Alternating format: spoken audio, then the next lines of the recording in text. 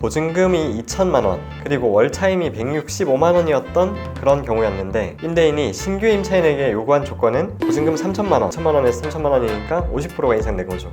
월차임은 165만 원에서 300만 원으로 올렸습니다. 이 경우는 현저히 고액이라고 인정이 돼서 이거는 권리금 회수기의 방해라고 판단이 났습니다. 와, 진짜 이거 좋은 사실인데요.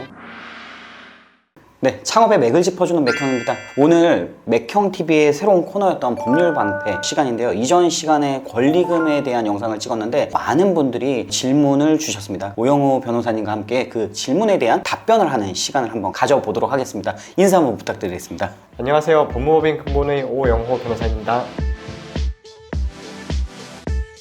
반갑습니다. 질문에 대한 답변, 우리 또 변호사님 만나면은 되게 시간이 다 돈이신 분이잖아요. 저희가 상담료를 받기는 하죠. 얼마 받아요? 저희가 15분에 전화 상담으로 하게 되면 55,000원, 그리고 방문 상담으로 하게 되면 30분에 22만 원. 그렇게 귀한 시간을 제가 오늘 자영업자분들을 위해서 많은 도움을 주려고 하시니까 부탁 좀 드리도록 할게요. 상담료는 추후에 청구드리겠습니다.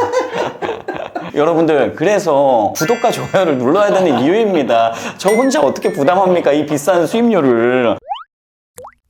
자, 그러면은 질문을 두 가지 정도 뽑아봤습니다. 첫 번째 질문인데요. 제가 곧 상가 임대차 계약을 권리금을 주고 하게 될 것 같습니다. 현재 기존 임차인의 월세가 예를 들어 1,000만 원이라고 한다면 신규 임대차 계약을 할 때 월세를 올릴 수 있는 부분인데 얼마나 올리는 게 합법한 범위인지 알 수 있을까요? 예를 들어 갑자기 저랑 계약할 때 건물주가 월세를 말도 안 되게 1,000인데 1,500으로 올리겠다, 이런 조건을 붙이게 될 경우 어떻게 해야 되나요? 라고 이제 질문을 주셨거든요. 이 부분은 사실 굉장히 실무상으로 쟁점이 많이 될 수 있는 부분입니다.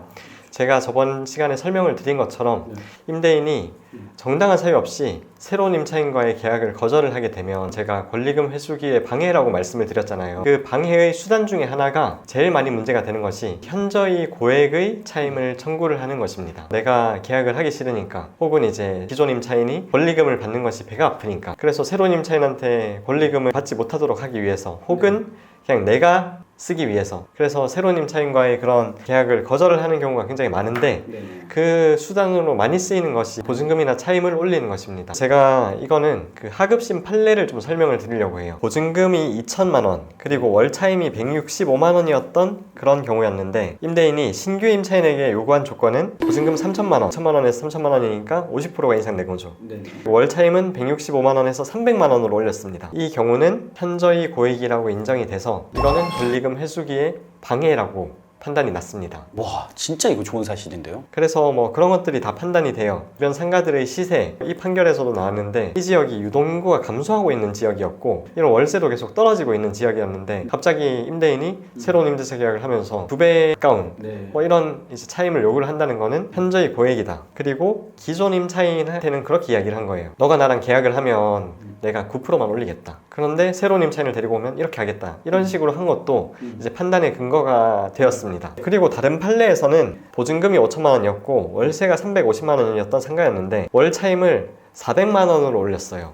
이게 400만 원 해서 새로운 임차인이 오케이를 했죠. 그런데 계약을 체결하기 전에 새로운 임차인한테 계속해서 월세를 올릴 것을 요구를 한 겁니다. 원래는 350이었죠. 400만 원 했다가 410만 원, 440만 원, 450만 원, 490만 원, 이렇게 안 올려주면 나 계약 안 해, 이렇게 한 겁니다. 말을 바꾸는 거죠? 말을 바꾸는 거죠.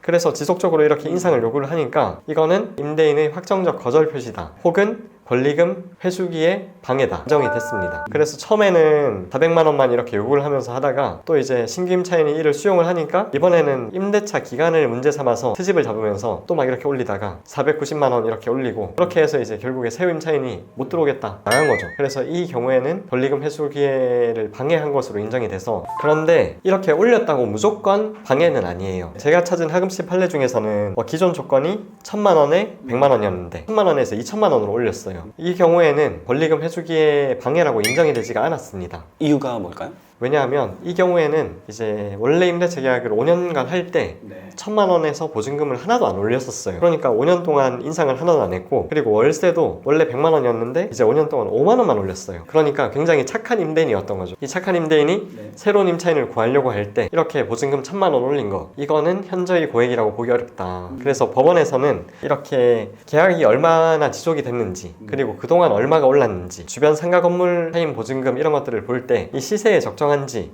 이런 것들을 고려를 해서 현저히 고액인지 여부를 판단을 하게 되고, 현저히 고액이라고 하면 권리금 회수기의 방해로 인정이 될 수 있습니다. 이 말씀 주신 사안에서도 기존에 1,000만 원이었는데 1,500으로 올렸다고 해서 무조건 이게 권리금 회수기의 방해라고 보기 어려워요. 하지만 그렇게 될 가능성이 충분히 있죠. 이게 50% 월세를 인상한다는 것은 굉장히 이례적인 일이잖아요. 만약에 주변 상가들을 이렇게 봤을 때 다 엄청나게 오르고 있었다. 지금 상가 시세가 거기에 훨씬 못 미친다. 그럼 거기에 맞추는 거는 사실 방해가 아니죠. 그래서 주변 시세도 굉장히 중요하다. 기존 임대차 계약에서 얼마나 올려왔는지 이런 것들로 사실 영향이 있을 수가 있습니다. 무조건 방해다 아니다, 손해배상 가능하다 아니다, 이렇게 말씀드리는 것은 조금 애매하고, 새로운 임차인은 임대인한테 손해배상을 청구를 할 수가 없어요. 권리금을 받는 것은 기존의 임차인이기 때문에 기존의 임차인이 임대인을 상대로 할 수는 있지만, 지금 신규 임대차 계약을 들어가시는 분이기 때문에 이게 임대인이 거절을 한다고 해서 임대인한테 손해배상을 청구하거나 그러기는 어렵습니다. 그렇군요. 좋습니다.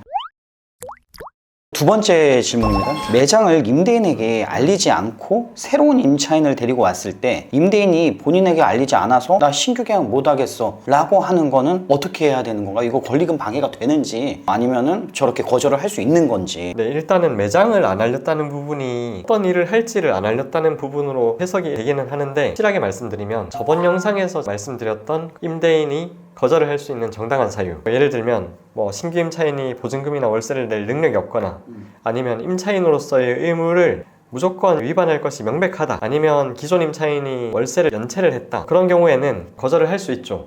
그리고 임대인이 정당한 계획이 있어서 임대차 계약 체결 당시에 이미 공사를 할 거라는 사실을 알리고 2년 뒤에는 공사할 거예요, 오케이 하면 들어오시는 거예요, 이렇게 하고 이제 계약을 했는데 또 들어오셨다. 그런 경우에는 임대인이 거절을 할 수 있죠. 하지만 새로운 매장을 임대인한테 새로운 임차인이 어떤 일을 할 것이라는 것을 알리지 않았다, 그런 이유로 거절을 하는 것은 안 됩니다. 이렇게 두 명의 질문을 한번 뽑아봤고요. 마지막 질문이 하나 더 있습니다. 여기 오진성님께서 변호사님 너무 잘생기셨어요. 두루뭉실하게 알고 있던 것들을 법으로 명확하게 알려주셔서 도움이 많이 될 듯합니다. 이런 질문에 답변이 혹시 가능할까요? 오진성님께서는 저한테 연락 주시면 제가 비용 걱정 없이 상담 도와드리도록 하겠습니다. 네, 너무 감사합니다. 대한민국의 오진성님은 우리 오영호 변호사님께 또 동성이네요. 그러네요. 같은 옷이네요. 가족 아니신가요 혹시? 약간 댓글에 냄새가 나는데? 약간 가족 같은 느낌도 있고. 진짜 좋은 마음으로 항상 이렇게 자영업자분들 도움 주셔서 너무 감사하고, 우리 오영호 변호사님 같은 경우는 슈퍼민버스 대표님의 친형으로서 이렇게 저를 소개해 주셔가지고 슈퍼민버스 플랫폼도 워낙 자영업자들한테 도움 많이 주고 있잖아요. 마찬가지로 이렇게 우리 오영호 변호사님께서는 자영업자들을 위한 법률 방패 코너를 앞으로 꾸준히 이어가기로 하셨으니까, 영상에 댓글을 적극적으로 남겨주신 분들 한해서 이렇게 오셨을 때 시간을 빌어 상담을 드리도록 하겠습니다. 앞으로도 유익한 정보 많이 드릴 수 있도록 댓글 남겨주시면 성심껏 답변 준비해 보도록 하겠습니다. 감사합니다. 감사합니다. 오늘 영상은 여기서